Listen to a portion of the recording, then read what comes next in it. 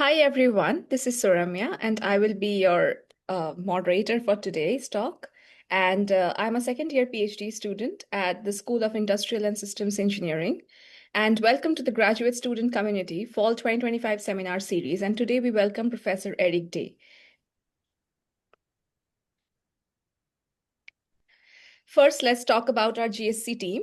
In our leadership team, we have our two co-chairs, Rodney and Samuel. We have our publicity team, Swapnil and Avinash. We have our co-treasurers, Siavash and Anshu. And we have our great support team, Zareen, Louis, Roshan, Rachel, Nurayan, Sadikur, Vibha, Hafiz, and me. And we have our advisor, Professor Farouk. So the GSC regular meetings are on Thursdays at 4:30 p.m.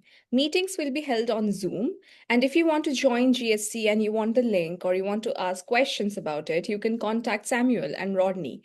And time is set as per schedule of attending students. So every semester it changes. You can become a member of GSC on Engage. You can scan this QR code on your screen and log in with your OU ID and click on join. Also, you can become a member of GSC on LinkedIn with the QR code on the screen. And these are our respective Facebook and Instagram pages. And you can also become a member of GSC through this. Okay. We also have a YouTube channel where we upload all our previous talks, the webinars, and you can go there, watch them again, and you can subscribe to it.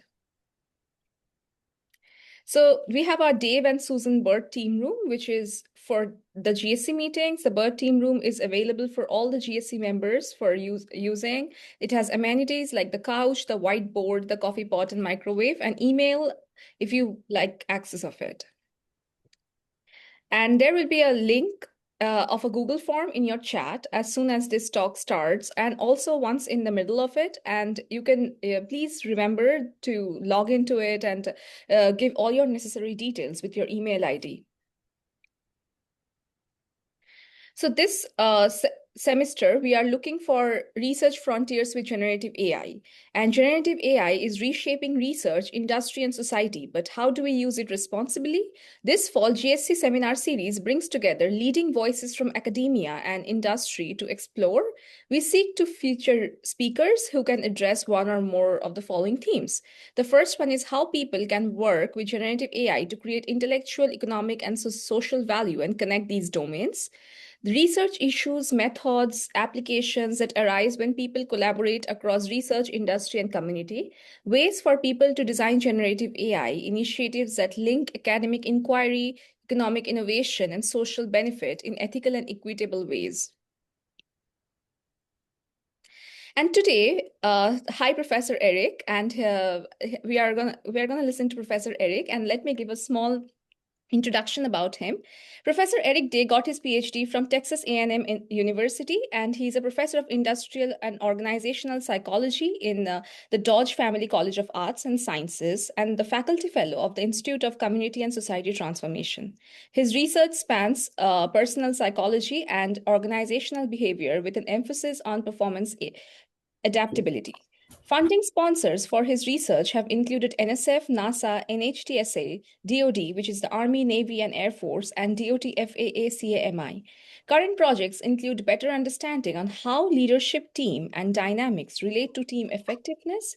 EEG measurement can be used to examine relationships between self-regulation and skill performance. Curiosity and emotions distinguish adaptive performance from routine performance, and AI technologies in workplace affect job engagement, career development, and well-being. So thank you, everybody. And now I'll stop my screen sharing, and next you listen to him. Okay, Farak, you're going to go ahead and so Farak's going to be handling my slides, and I'm really excited to have the opportunity to be with you guys today. When I was approached about the possibility of presenting with you today, I wasn't sure what I should talk about. Should I just talk about my research, which I am excited to share with you in a little while, but I thought it might also be useful to just talk about what industrial and organizational psychology is. So if you could go to the next slide, please. And then go ahead and click another 2 times. So this is what I'm going to be talking about today. I'm first going to talk a little bit about the field of industrial organizational psychology. So I am not a clinical or counseling psychology. I don't do therapy. So I thought it might be interesting for you folks to learn a little bit about my field, what it is. I think folks in industrial systems engineering might be more likely to know about my area of psychology. Then I'm going to share with you some recent research results looking at how AI use at work is related to not so much about the efficiency and productivity side, but more about workers' well-being in and outside of the workplace. I have a tendency to look at things from an optimistic perspective, but we will talk a little bit about harms. And then ultimately, what I'm trying to do also would be to motivate you to take an interdisciplinary perspective to this general notion of how we can support helpful and healthy AI integration. For me, I'm interested in the workplace, but obviously in our lives more generally. So please advance the slides. And so what is IO psychology? So we could say there's these two sides. There's the industrial, then there's the organizational, I and O. Really, though, it's an artificial separation. There's a lot of overlap between the two. We have synonyms for industrial. That's the personnel psychology, organizational behavior. You can think of personnel psychology, industrial psychology more aligned with human resources management, and you can think of organizational psychology a little bit more aligned with human relations. So these are a lot of the different pieces or sub areas within industrial and organizational. They do overlap a great deal. Most of the IO work in the AI space is in the area of screening and selecting employees. Otherwise, you can refer to this as trying to predict job performance. So if you can click once for our middle ta-da. So ultimately, how do you put all of this together? IO psychology, I think of it as we're trying to understand this thing called performance, which is multidimensional. It's very, very complex. And that's what we're really interested in understanding, what performance in the workplace, what that is, what underlies that. And ultimately, the goal is to improve fit, improving worker to job fit, worker to unit or group or a team fit, worker fit with an organization, and workers fits with careers. That's the way you can kind of look at it. We're trying to basically make the world a better place by helping people not just be productive in the workplace, but be happy and find it meaningful and to their benefit, to the benefit of their organization and society. Please advance. And hey, and folks, you can go to the next slide, please. If anybody wants to ask questions along the way or interrupt me, I am totally fine with that. So on this slide, what I'm doing is I'm just showing you a little bit of the different kinds of research that have been published recently in the top 2 journals of IO psychology, Journal of Applied Psychology and Personnel Psychology. So here you can see an article. A lot of people are worried about job insecurity. Am I going to be replaced by robots or by AI? So IO psychologists and people in management are very interested in this. Please click. Please click. Please build. Yeah. Then there are also folks who are interested in how AI might serve as your manager. That's a game-changing kind of a notion. And so we're trying to get into the human elements of what an artificial intelligent manager might be like. There are some folks who are interested in this. Please click again. Then there are folks who are interested in how working with AI in the workplace, if you have these tools, how that might spark greater creativity in the workplace. Click again. And then we have folks who are interested in using it to predict turnover. We also have folks who are interested in how it might be able to help us understand safety. And if you see on that last article, this exploring ONET, I'm going to talk a little bit about ONET in some slides coming up. Please advance the presentation.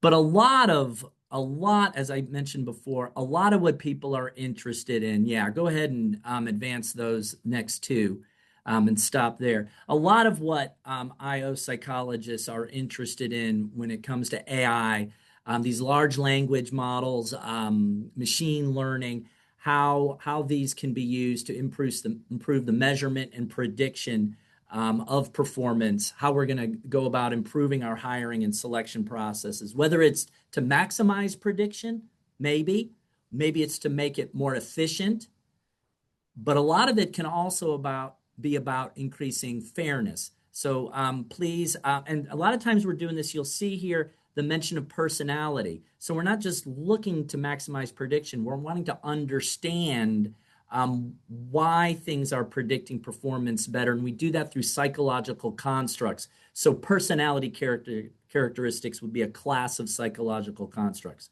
Okay, please advance the slide. And then you probably are well aware of that there have been a lot of news articles written about the potential bias that we might see in these algorithms, the black box, and how it could be perpetuating opportunities in particular for white males. And it could be leaving folks in underrepresented or normally disadvantaged backgrounds left farther behind. Please go ahead and advance to the next slide. But a lot of what we're doing in IO psychology in this space, it's not just about increasing prediction. It's also about improving fairness, increasing fairness, whether we're using the term adverse impact, whether we're using the term bias, subgroup differences, maybe differences between males and females, blacks, whites. Very complicated issue, but we're very interested in increasing fairness, and it's not just about prediction. Next slide, please. So what we're doing then is we're trying to use validated theories. If you can advance to the next slide. We're trying to use validated theories of work performance and extensive updated work analysis to ensure fairness. We're not just predicting things. We're not just seeing what predicts. We want to understand the whys and the hows. And go ahead and advance to the next slide. So ONET, this is a landmark achievement by industrial and organizational psychologists. So ONET is a very extensive set of over 1,000 occupational descriptions. And this is used by the U.S. Department of Labor. It's free to the whole world. So you can go on that World Wide Web and you can check out this thing called ONET, which ONET is Occupational Network. And so what we have are detailed work analyses of over 1,000 occupations that get updated. Please advance to the next slide. So this right here, I'm just showing you some things for the occupation of dental assistant. And my point here in showing you ONET is that we have work analyses, very detailed work analyses already validated for over 1,000 occupations.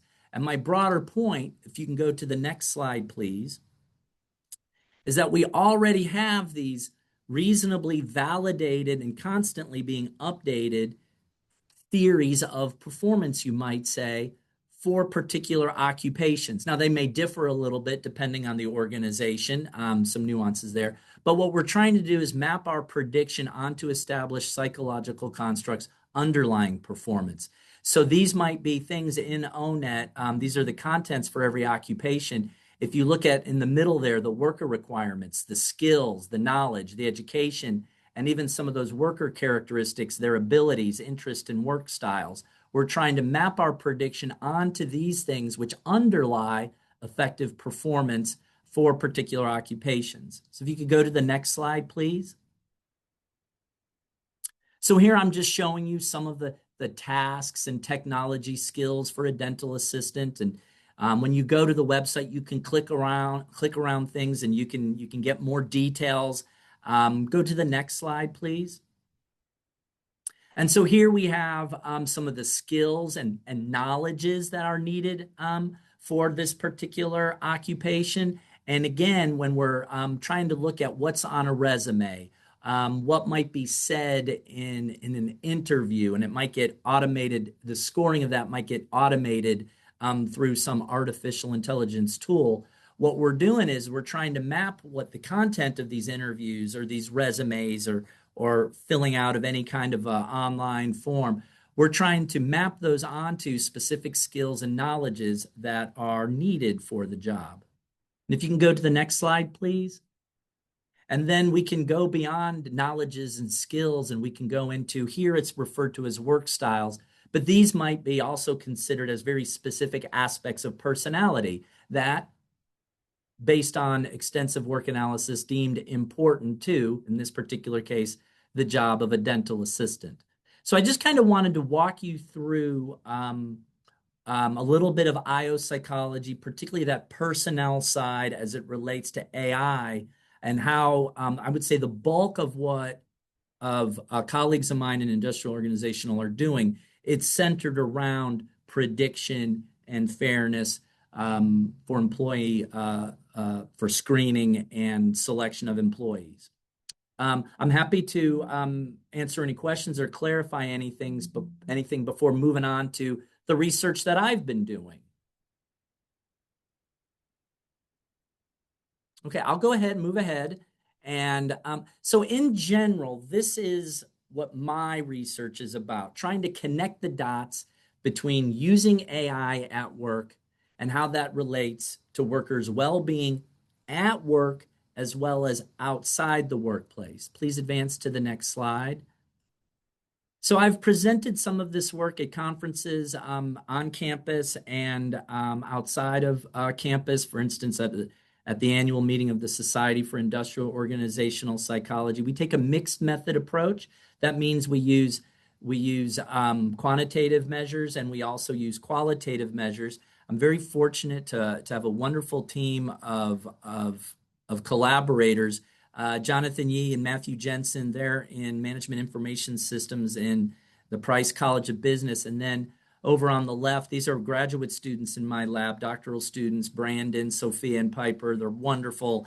And then we have a team of undergraduates that have been working with us as well, Flora, Anai, Johanna. There have been other undergraduates working with us. So I'm going to review some of the findings that we've been getting in the last couple years. And all of the funding for this has been made possible through OU's Institute for Community and Society Transformation, otherwise known as ICAST. So I feel very fortunate to be at the University of Oklahoma. There's many, many different seed funding opportunities, not just for faculty, but also for graduate students. So I definitely encourage you, if you haven't already, look at some of the different centers and institutes at our Vice President for Research and Partnerships office and see what the opportunities there might be for your research and for funding. I know DISC, the Data Institute for Societal Challenges, they have a lot of seed funding opportunities for graduate students, and I think some of the other institutes do as well.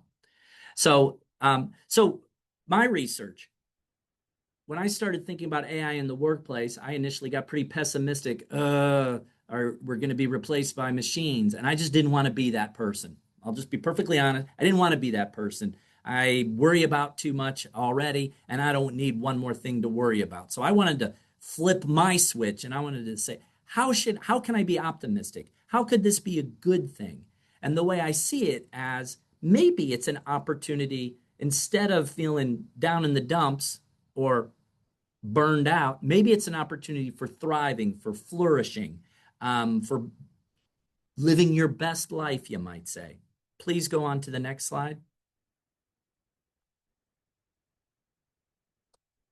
And so the approach that we've taken is really looking at AI at work. Is it more of an opportunity? Is it more of a threat? Maybe it's a mix of the two. So what I'm going to be sharing with you are results from two studies. where we explore the positive relationship between AI use and work engagement with this mixed methods lens centered on this thing called job crafting.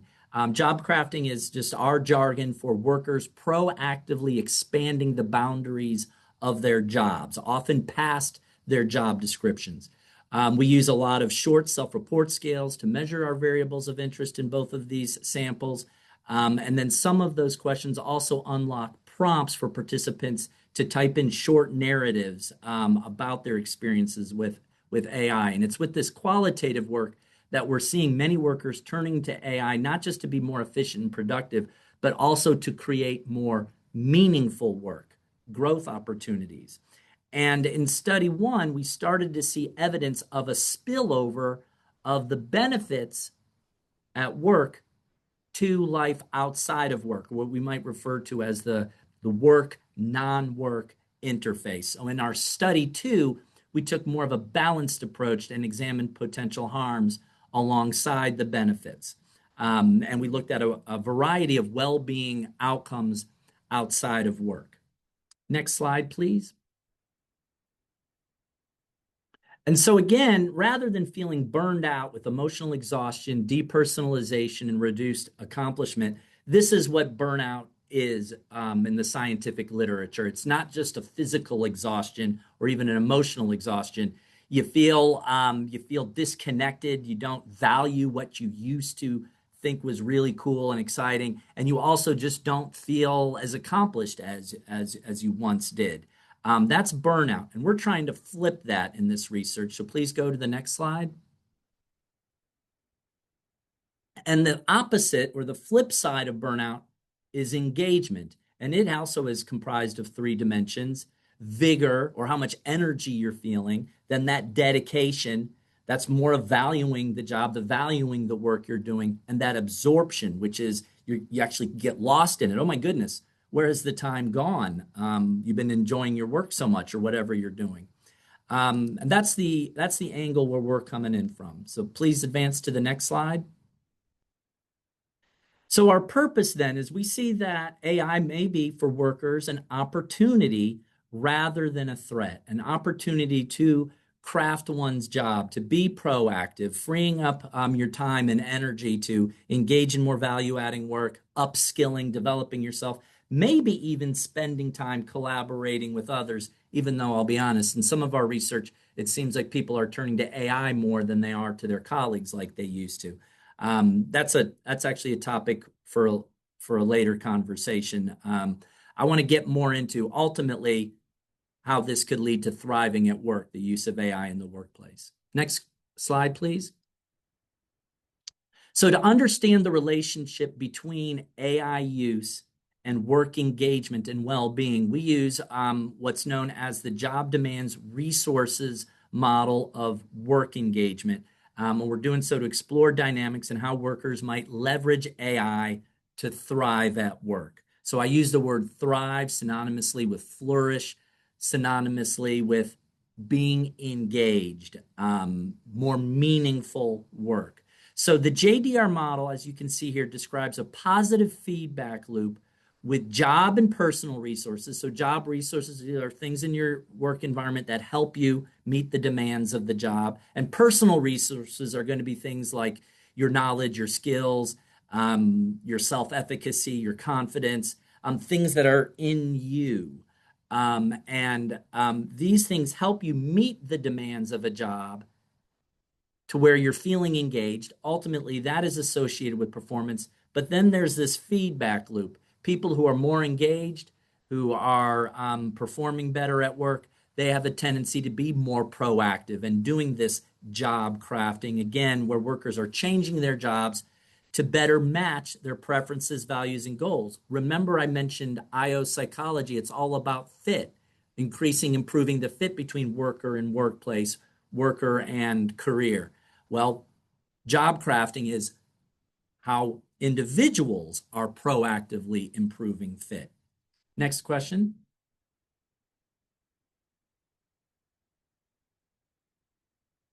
Next slide. Yeah, thank you. This is good. So here's how study one maps onto the job demands resources model.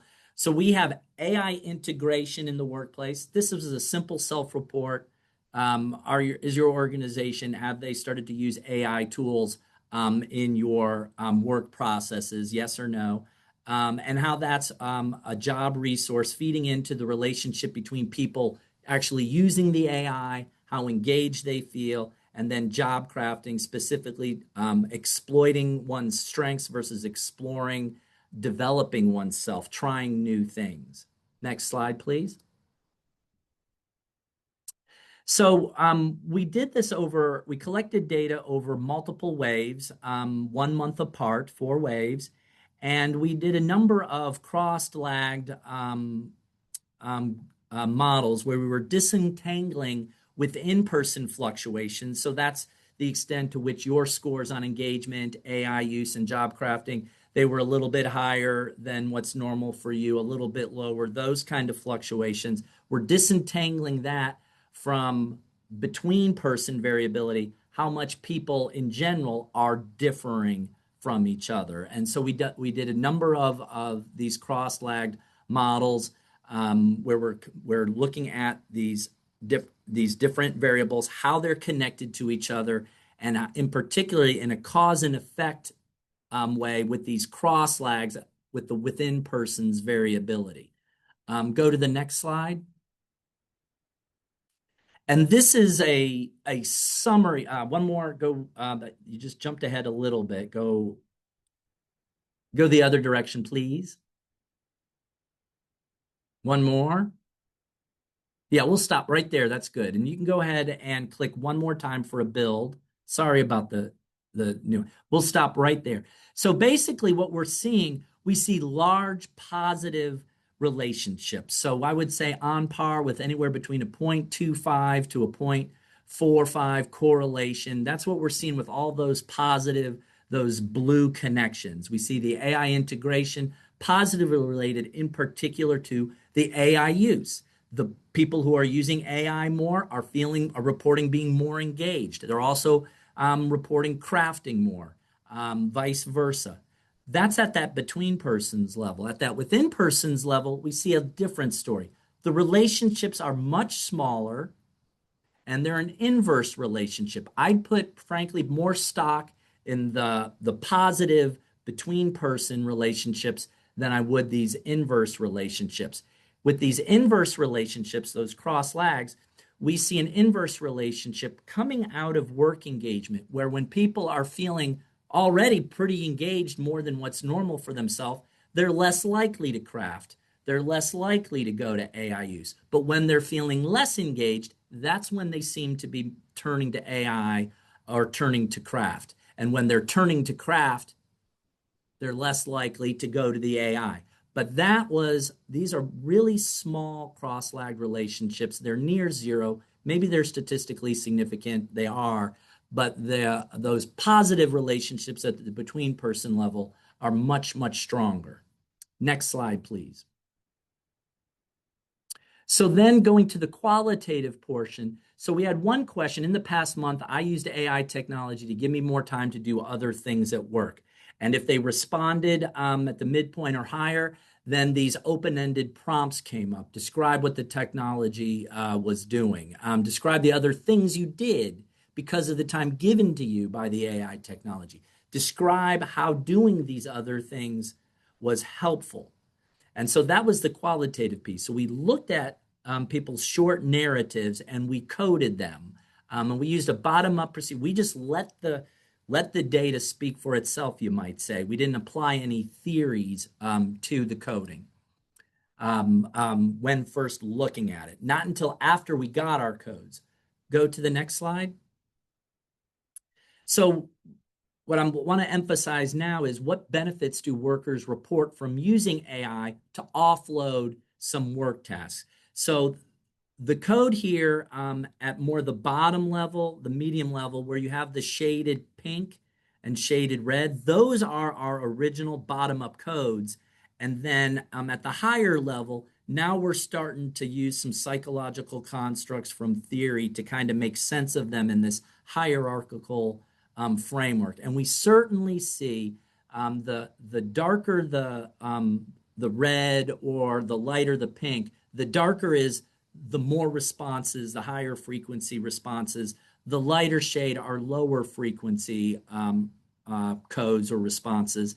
So we definitely see a lot of people doing task crafting. They're getting things done from enhanced value added work to just getting more basic routine tasks done. Getting more basic and routine tasks was the most common associated with efficiency. People are speaking to how it's helping their productivity. What I really want to point out is that time spatial crafting, which is a fancy way of saying there's something else going on in one's experience that's not just about getting work done. And so that's why I have that special little star over there. We weren't necessarily expecting to see this, but we saw people saying, "Hey, this is helping my quality of life. This is helping my mental health in the workplace." Next slide, please.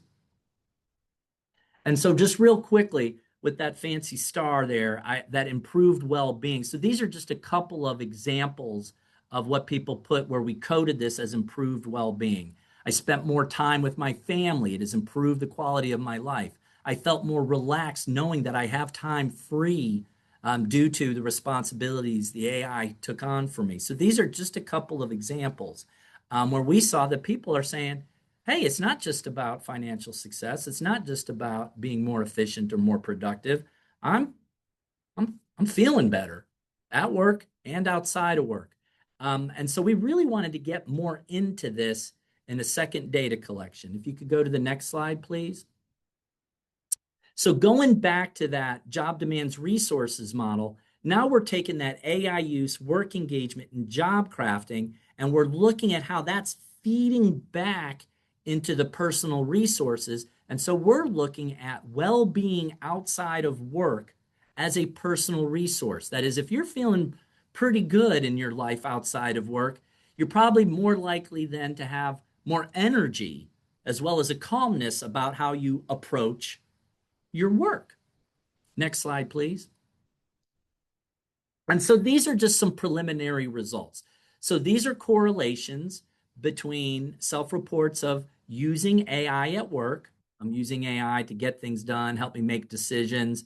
It's just a very short questionnaire. Correlations with that measure with, on the left, indices of well-being at work. So there's that engagement. We're replicating that result for study one. That in psychology, I want you to know that in psychological science, when we're looking at how psychological constructs are related to each other, 0.5 is ginormous. And I apologize for that technical jargon, ginormous. 0.5 is huge. We're usually living around 0.2 to 0.4.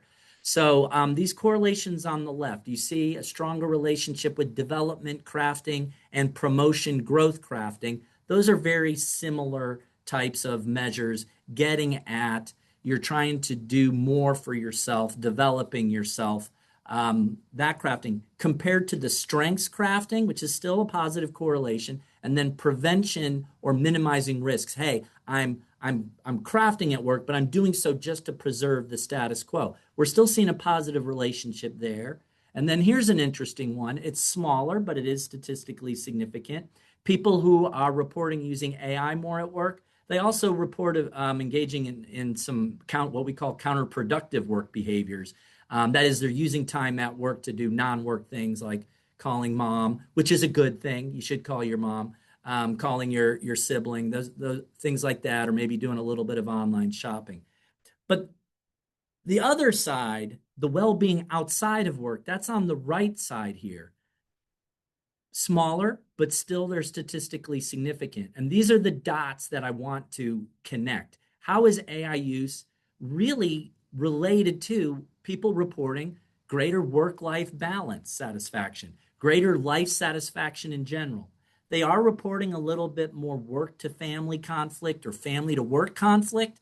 So they're small effects, but they are statistically significant. What's going on there? But then work to family enrichment, family to work enrichment, which is how things are spilling over in a positive way. Look at those positive correlations. People using AI more at work are reporting greater work to family enrichment and family to work enrichment. Really interesting relationship there between using AI and how people are feeling outside of work. Next slide, please. Oh, you're there. You were there. Yeah, you're there right now. Very good. Thank you. So we asked 4 basic questions: the benefit and harm to well-being. Please answer the next questions regarding your experiences using AI technologies at work in the past month. Using AI technology enhanced my well-being at work. Using AI technology enhanced my well-being outside of work. Using AI technology harmed my well-being at work, harmed my well-being outside of work.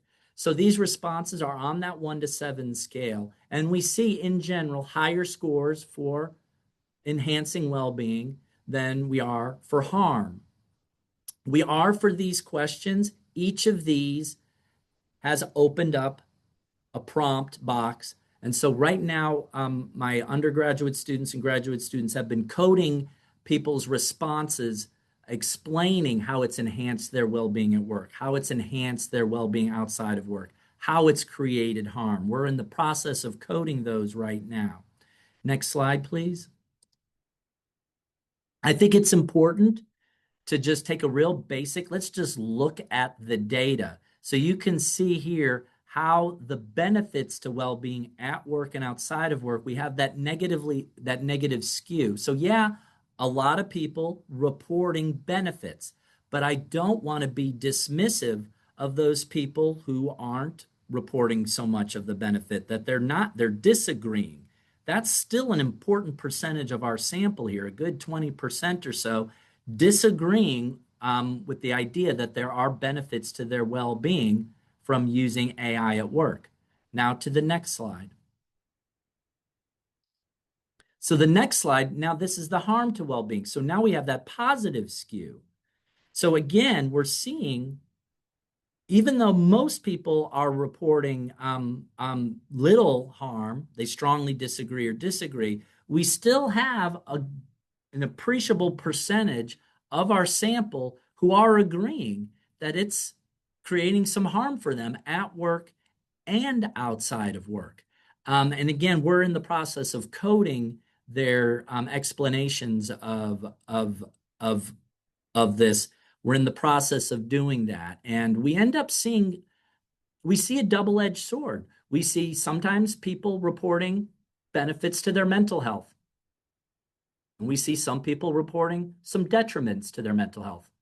And guess what? We even see people who are reporting, I'm getting benefits to my mental health, and I'm also getting some harm to my mental health, all at the same time. So again, we're in the process of coding that data and making more sense of it. It's interesting research. We're having a lot of fun with this. Next slide, please. So this is sort of the summary point. You can go ahead and advance the builds here. So I believe that AI has potential to promote thriving based on the data that we've been analyzing. AI use is positively associated with engagement, which is another way of saying thriving at work. And I think it's important then that organizations and supervisors, they should support their workers' autonomy in working with AI tools to help promote that engagement and job crafting. For the most part, workers, when they're crafting, it's to a mutual benefit, themselves and their organizations. So it's a good thing. It requires a different kind of supervision management, that extra support and trust. But that's important for sure. AI tools can create opportunities for crafting to make work and life outside of work more meaningful. There at the bottom, though, it's really important that we figure out this double-edged sword. As I was talking about, one result that we also are getting that's important, that I didn't share with you in the previous slides, is that we are seeing that females, or female workers in both samples, are reporting not using AI at work as much as males. So this is possibly, in turn, leaving them behind in terms of the opportunities for more meaningful work, more crafting, and other well-being outcomes that we're seeing associated with using AI tools at work. So that's something that we want to get into, why and how. Next slide, and this is Sir, my last slide. quick question. Hold on just 1 second, real Roger quick, that. Nathan. I'm so there at the end. I might as well finish. So I am opening things up for questions. Absolutely. Even though I just cut Nathan off, I feel bad about that. But I do want to just really encourage folks to consider psychology as a potential partner in your research efforts. So many of you are going to go on to research careers, and I hope many of you thrive in Research One environments. You're going to be looking for funding for your research. And I would certainly encourage you to look over to psychology as potential collaborators. Funding agency likes to see engineering collaborating with social sciences, and we're particularly good at helping you get to that broader impacts piece that a lot of funding agencies are looking for. So Nathan, I'm sorry I cut you off. I'm now happy to answer your question and any other questions that anybody might have. Well, there's one in the chat as well. I think mine's very short, so I'm just gonna. Were you able to compare? You talked about gender differences with AI. Were you able to compare with other tools like just simply Google, for instance, and see if it matched or approximated any differences that might, occur in those kind of tools? Over. Say that one more time. So you talked about gender differences in AI use, and were you able to compare that to using other tools like Google or other tools, and if so, did it approximate any differences there? Over. So that's a good question. We much of this research was agnostic to the specific types of AI tools. We did ask participants. We gave them a long list of various types of AI, machine learning applications, and we asked them to simply check, have you been using these, which have you been using, and if there are any that we didn't list, please write those out for us. We haven't looked at those specific nuances yet. So we have some data. It won't be probably the best data for that, but we can take a look at it. We do think, and I didn't share it with you, we can't help but wonder if there could be at least two reasons why. One, we're seeing this in some other not published studies that women may feel like they don't have. I feel like this is playing into stereotypes. But they have less confidence in their ability, so they might like to have more training before diving in with the different technologies. My lab in particular is wondering how it might co-vary with family care, child care, those responsibilities, and somehow connected to differences in remote work. Remote work might be good because you could take care of family while you're remote, but at the same time, you're taking care of family, so you're not taking the time to explore things and try things with the AI. We're barely getting into it, but those are the dots that we need to connect. Yeah, thank you. Thank you. Babak has one in the chat, and then Mr. Naidu has his hand up. Yes. I don't know. Okay. Chat. I'd like to I'll open the floor for questions. And first of all, I'd like to thank everybody and for joining this. Thank you, Professor Eric. This has been great. Looking at the perspective, glass half full, half empty, and what are the benefits of both of them? And the different perspectives and the different roles of women and men in various workplaces, and it's really a great talk. And I would like to read Babak's question from the chat for you, which is like, since artificial intelligence is capable of identifying obscure data patterns, is it plausible that it could model the relationship between environmental incentives and human endocrine responses? If so, could this be utilized to artificially induce positive emotional states independent of actual events? So I'm personally not aware of research doing that. I'm not saying there isn't any research, but I'm going to say that's outside of my expertise. I'll say a few things though. In general, I do a little bit of work in neuroscience, and as I talk to my neuroscience colleagues, and we're always still trying to map the psychological construct. So it's not just the positive emotional states that might be related to release of neurotransmitters or hormones, but what are the events associated with this? And I'd always want to be careful about what understanding those events are. So I wouldn't be surprised if this was possible, but I would be careful. To me, it might be, I would see this research as more of just trying to get a better understanding of the events that might trigger various emotional states that are associated with whether it's burnout or it's the engagement. We might be able to get just a better understanding, a more nuanced understanding of what is involved in engagement versus burnout. That's how I would look at it. Um, did you want to follow up with that? Is there anything else that you would like to talk about with respect to that question? Just let me know. I'd be happy to. So I move on to the next person. I'll invite Professor Prakash Naidu, and he's in J.K. Lakshmipat University in India, and I think he has a question. Thank you.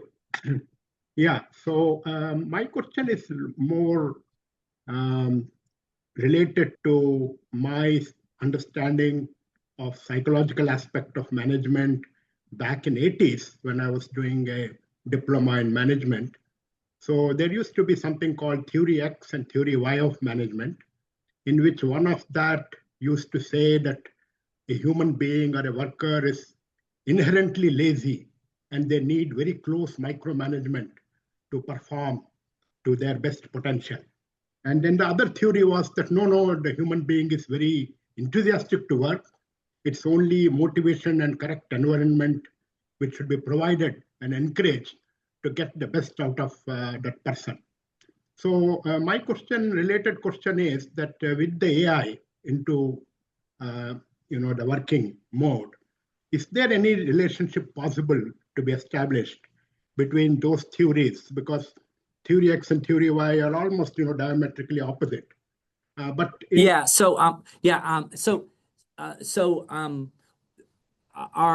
theories of leadership have evolved a great deal since Theory X, Theory Y, but there's still a lot of connection between that Theory X, Theory Y distinction in your contemporary theories. The way I would relate it here is I think your Theory X manager is more likely to dictate what AI they're going to use and how they're going to use it. And these are the procedures, and this is how we expect you to use it. And we expect you to use it to accomplish these goals. And I think in some contexts, that's probably exactly what is needed, and workers would probably reasonably understand that. I would still, though, always encourage management in those contexts where they feel that that's more important to still get your employees' participation, your employees' involvement from the get-go. Because if you can get that participation, they're going to see some things that you're not quite seeing that could help you bring that technology into the workplace to where they're going to be more accepting of it, more committed to it. And even if it is a little bit more dictated, because they've had some say in the process up front, and there'll be some checks along the way, opportunities to voice opinions, I think it could still work. But for the most part, I'm more on the Theory Y side with this, that providing the technologies, but again, it will depend on the nature of the work. It'll depend on the technology. But we've seen this in some organizations where the technology is made available. It's in fact grown in-house by folks maybe in information technology who got some computer. They've grown the technology, they've built the technology, and then they have liaisons who are available for different departments, different units. And then the extent to which the managers support it, they basically say, look what our IT people did. They've created this tool. Here's how it can be useful. I encourage you to use it. It could be useful for this part of your job, that part of your job. I encourage you to try it. Work with those IT people. They're great. And I think people will then, they'll probably give it a try, and they'll be more likely to share what they're learning. They're gonna work with the IT people to build to improve their work processes, and some of that could generalize to other work units and other employees' tasks. So I really do think I lean more towards a theory Y approach with this, and it's an opportunity there and provide some degree of autonomy, if not a large degree of autonomy, depending on the context, and so that your workers are. I'm assuming you're hiring reasonably smart workers in the first place. I'm assuming you're hiring people who are appropriately experienced. I'm assuming you're hiring people that are reasonably motivated. So with that in mind, provide the technology and let them see what they can build for you and for themselves. That would be more how I would look at it. Thank you. Thank you. What do you think? Sorry, I'm sorry. But I would like to know your opinion and anybody else's opinion. I think I fully agree with you, because currently I work in R&D and innovation side, and most of the life I have been. So you are right that we have innovative people, and the innovative people love a little bit of autonomy, right? Like they need freedom, and that brings the best out of them. So yeah. So but the only thing is that how the AI, now we are talking about the AI playing a role here. So some of them may still have the opinion that AI is just a tool, and being innovative requires still a very large human contribution. So that will be interesting to see how the relationship between the X and Y philosophy works, because I fully agree that the Y manager is more maybe suitable, because then a person will have a freedom to use AI only to the extent he or she finds it suitable. Because not just it's not a routine work where we are using AI to increase the just brute productivity, but to increase innovation and to bring new ideas. There seems to be a lot of leeway required. A human intelligence is required, and discretion is required, where to use AI for just routine work, but at the same time use the creative human intervention wherever that is more suitable. Yeah, so that's my input. Thank you. Very cool. Thank you. Thank you for being on. You're on the other side of the planet, right? So what time is it where you are? No, I am right now. I am also a consultant in Ottawa, the capital of Canada. So currently, okay. Yeah, okay. I wear two hats. So I am in the academic hat. I am Dean of R&D and professor at a university in India, which is currently 10.5 hours away. Yeah, okay. So, but right now I am at your Eastern time. I am at Eastern time right now. Okay. Thank you, Professor Eric. So I'll read out what Vibha has written. She left for the class. She has written that this has been an insightful talk into human work psychology versus AI. I have to leave for class now, but thank you, Professor.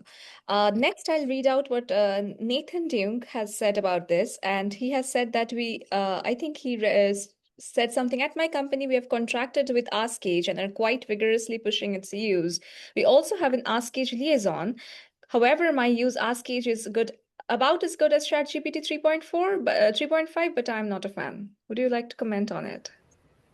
Yeah, I'll just say, ironically, I don't use AI a ton.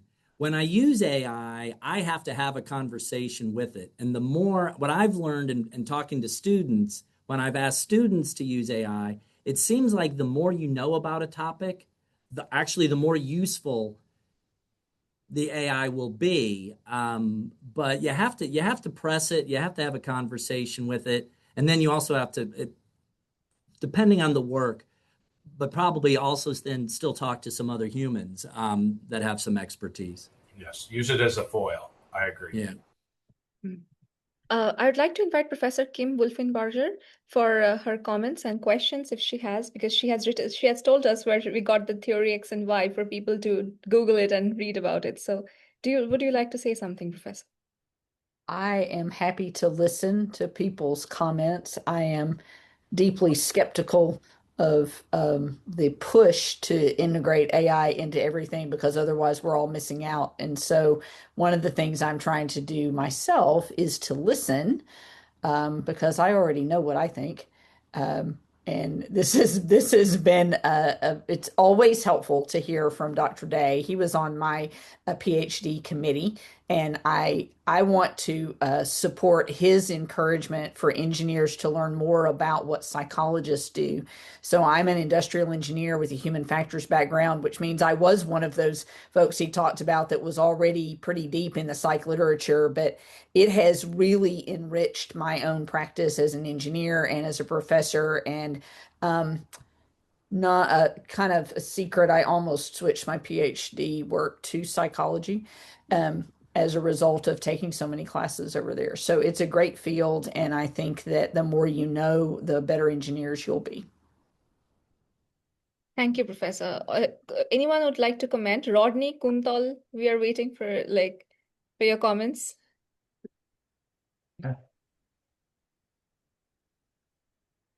Hello, Dr. Day. Thank you so much for this nice presentation and great insight. So I mostly work on biomedical sensor, which has a lot of application in human healthcare. So I was wondering, how do we, you already mentioned that to connect, collaborate with your research. So is there any opportunity that we can connect this kind of research in our activities? Any ideas or? Remind me again, my volume isn't the best. Can you remind me what your specific interests are? Yeah, so we actually try to understand the early stage human health diseases like cardiovascular diseases or respiratory diseases, and we are making some sensor, biomedical sensor, which actually helps to understand or detect those diseases at early stages. So is there any possibility to connect with your research? Yeah, that I'm trying to explore that. What are your outcomes of interest? So early prediction of anyone suffering from diseases or cardio, particularly CVDs or respiratory diseases. Yeah. Okay, and I'd have to think about it a little bit more to be honest. I think there's always going to be ways. What are your ideas on this? Where do you think psychology might fit?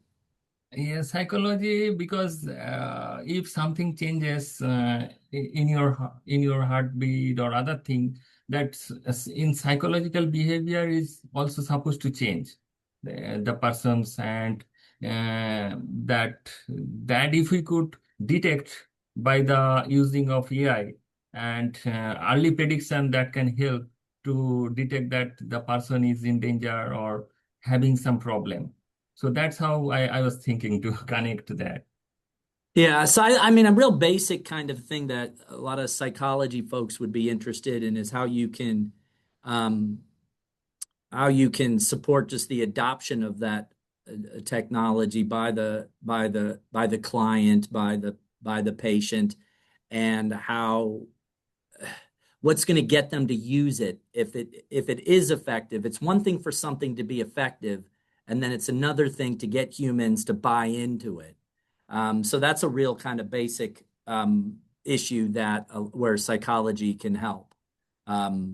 and it's a lot of times it's not the individual. It could be something about their family, their cultural background, that there's a host of factors that can go into people's willingness to try something that the science knows is effective, but can you get people to actually use it? Also, I would like to know that, thank you so much for clarifying this. I would like to know that is there any major research gap for long-term impact of AI in workplace, psychological impact? Say that one more time again. So is there any major research gap that do you think that for long-term impact for psychological impact of AI in workplace? There's a lot for me to unpack there. Can you put that in the chat, please? So I wanna make sure I'm hearing you correctly. I'm having to lean in a lot. I don't know why, but my volume is not very good. Okay. Thank you, Professor Eric. And the last comment that I'll read is from Ola. She's from United Kingdom. And thank you so much, Professor Day, for sharing your vast knowledge with us. I have just begun a research in UX design principles and human AI co-creation system in evolving cyber-physical social systems, which will largely utilize some of the insights you have provided today. I will take your invitation to collaborate in the related field in very near future. Okay, then, as Rodney, you want to say something? Sure. So first, thank you, Dr. Dave, for the presentation. It's really interesting seeing the topic we've heard about all semester or for years, but from your perspective in psychology. So first, I wanted to share my opinion, I guess, about it. So I think the state of, I think the state of AI right now, I have trust issues with it, especially LLMs. So I feel like to be responsible, we still have to, go back and double check everything that an LLM outputs. And at that point, I could have just written the email or whatever it is myself. But I think there could be a good overlap between your research and what we do. So I work in the Building Energy Efficiency Lab, so doing like HVAC systems, stuff like that. But one of the biggest problems where there's no like true math behind it is on human comfort. So of course there's equations that you can use to calculate like how much heat loss a human is experiencing, but how do you actually define if they're comfortable? Because 75 degrees in the workplace might be fine, but uncomfortable once you get home. So I don't know, do you see any overlap there with human comfort in your work in psychology? If I heard you correctly, Rodney, it sounds like there's a number of different things going on there. You're getting at people's comfort level, and that comfort level, it sounds to me like you're interested in the comfort level. The comfort level needs in the workplace might be different than what it might be at home or in some other context, if I heard you correctly. But That's at the same time, individuals are going to vary a lot between themselves. What I find comfortable, what you find comfortable can be very different. And then certainly, I don't know if you're coming up with these smart systems that can adjust to someone's needs, just sort of there in that space. There's a lot of different things going on. But what I do like though is that you're not just equating a temperature. Oh, this is a comfortable temperature. This is an uncomfortable temperature. But can you, even though comfort sounds like it's pretty basic, that's something where psychologists could really hem and haw and make a big deal about, well, okay, what do you mean by comfort? And we're probably going to break it down, and there's going to be different dimensions to comfort.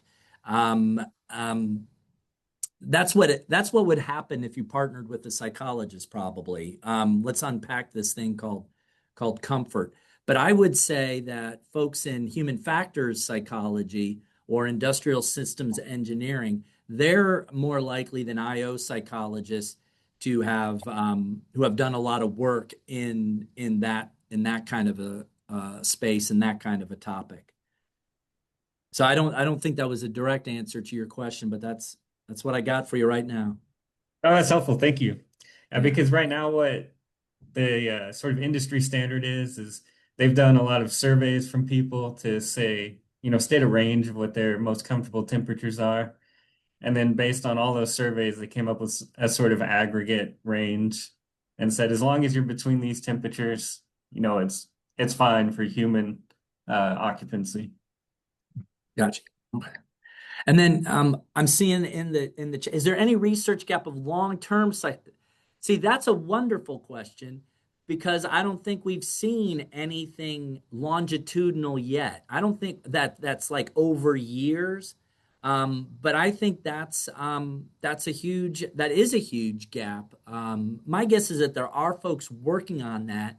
I think AI has been around long enough where some folks who have some data that can speak to it. My guess is that they're still fine-tuning things and dealing with reviewers, but I haven't seen anything. And I do have my own pet theories that how one perceives and uses AI right now isn't going to be the same way they're going to be using it several months from now and even 2 years from now. This is a very difficult topic because the technology is going to change. The technology is going to change, and as the technology changes, people are going to change. So this is it's a very important question that you're asking. I think it is important. The closest thing that I've seen is, and I spoke to it very briefly, we have some data that can speak to it, and I have colleagues in other departments who are collaborating with graduate students in my department in developmental psychology, where they are seeing harms to their social well-being, that as the AI technology is there to partner with, they're not spending as much time with their human colleagues. And we know that psychology has shown for decades how important we're social beings, and that belongingness is a fundamental need for survival. Connecting with others, feeling connected with others is very, very fundamental to our survival and well-being. So, and that's probably the psychological impact to AI use on a long-term perspective. That's one of the concerns. That is one of the worries. I think obviously there's opportunities for you to develop yourself, so that's a good thing. But there could be some trade-offs. So that's what I got for you. Yeah, thank you, Dr. Day. Yeah, thank you so much. Thank you, Professor Day. Now I'd like to shift the conversation into the chit-chat mode where we'll stop recording and